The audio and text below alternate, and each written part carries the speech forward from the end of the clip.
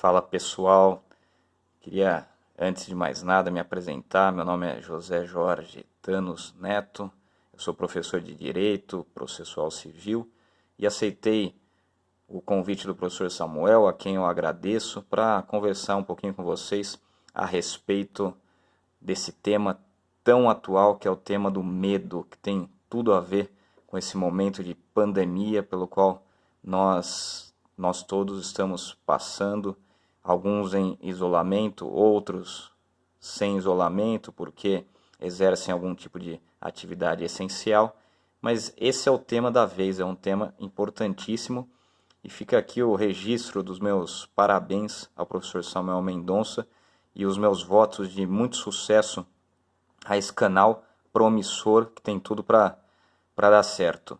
Bom, os professores que me precederam foram brilhantes, né? O professor Nivaldo Doro, a professora Maria Helena. A professora Maria Helena, em especial, foi minha professora, assim como o professor Samuel.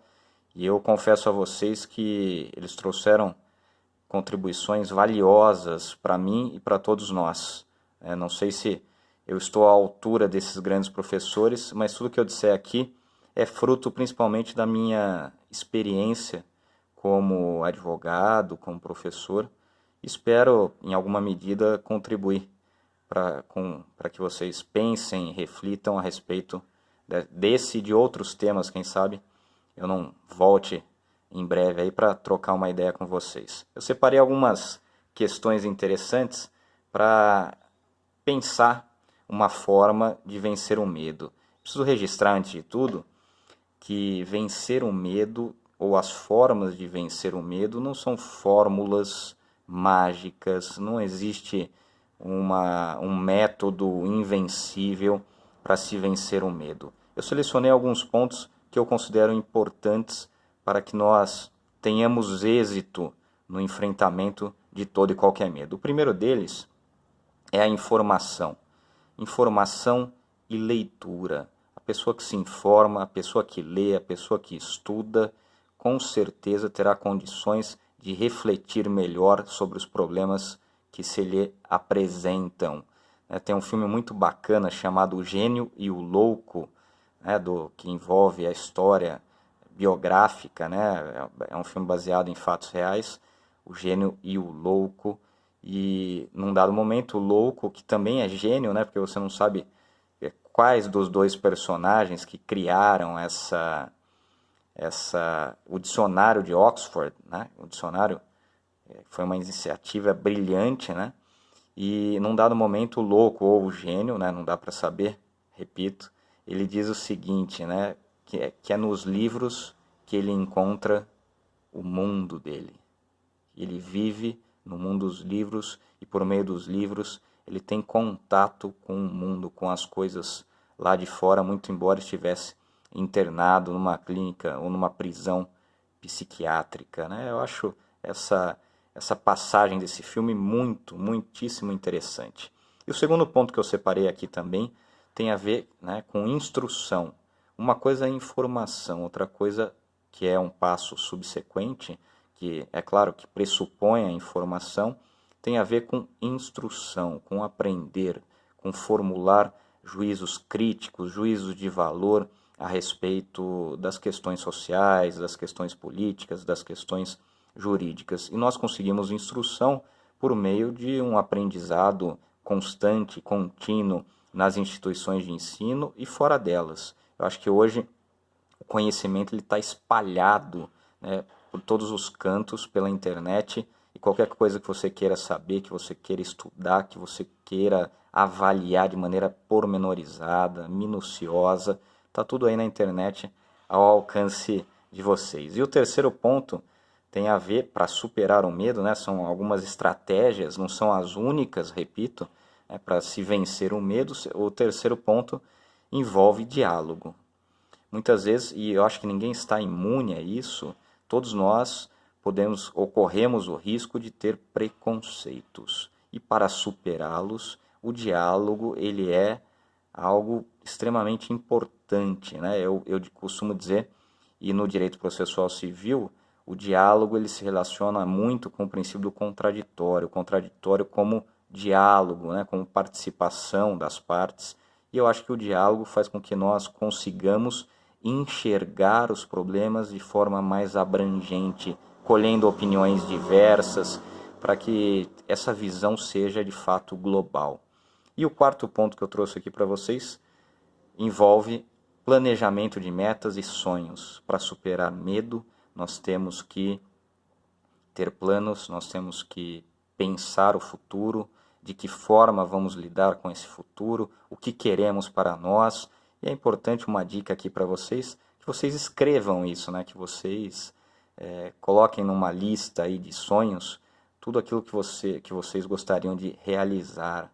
E, por incrível que pareça, mais tarde vocês verão que as coisas acontecem quando nós sonhamos, e mais do que sonhar com os nossos objetivos, com a realização deles, quando nós nos dedicamos e empreendemos esforços, sem dúvida alguma, nós conseguimos atingir os nossos objetivos e superar os nossos medos. E tem mais um ponto aqui, mais 2 pontos finais, né? Não é um vídeo longo, que não... é claro que, como disse o professor Samuel, né, como ele falou logo nos seus primeiros vídeos, o objetivo aqui não é expor de maneira catedrática todo e qualquer assunto, inclusive esse que é tão complexo, né? Seja no campo da filosofia ou da psiquiatria, da psicologia. Esse assunto do medo é um assunto que merece ser explorado, mas não é agora, não é nesse momento que nós vamos fazer isso, até pela minha formação, pelas minhas condições intelectuais. Eu confesso a vocês que eu precisaria realmente estudar muito mais para compreender o que é o medo, né, as origens do medo e por aí vai, né? É um assunto desafiador para todos nós. E mais 2 pontos importantes aqui. O penúltimo tem a ver com família. Para vencer o medo, nós precisamos ter união familiar. E hoje em dia nós sabemos muito bem que o conceito de família evoluiu a tal ponto que a família pode ser constituída por 2 amigos que moram juntos, por exemplo, né? Nós temos a família monoparental e várias outras modalidades ou tipos ou categorias ou classificações de família. A família nos dá força, a família nos impulsiona, a família precisa ser valorizada e por meio dela é que nós conseguimos também superar os nossos medos. E por último, né, a última questão é ter humildade. Nós precisamos ter humildade para ouvir, para pensar, para refletir sobre opiniões com as quais nós não concordamos. É muito comum a pessoa ter uma opinião, firmar o pé nessa opinião e não ouvir mais ninguém. Eu acho que quando nós passamos a ouvir as pessoas, nós exercemos ao mesmo tempo a humildade. E eu termino aqui com um poema do meu avô. Espero que eu lembre esse poema completamente. Meu avô paterno, que me deixou esse poema, é uma das heranças que ele me deixou, né? Todas elas são conhecimento, e esse poema faz parte do espólio do meu querido avô paterno. E ele dizia o seguinte: tu que apontas ao mundo os meus defeitos, mira teu interior, teu pensamento, teus trejeitos. Se fores por acaso assim falível, medita nisso então por um momento e, pois, perdoa o erro admissível. Porém, se tu sentires que és perfeito, que tudo quanto fazes é infalível, perdoa ainda uma vez se for possível, para que te não tornes imperfeito. Eu fico por aqui e a gente conversa mais. Um grande abraço, Samuel.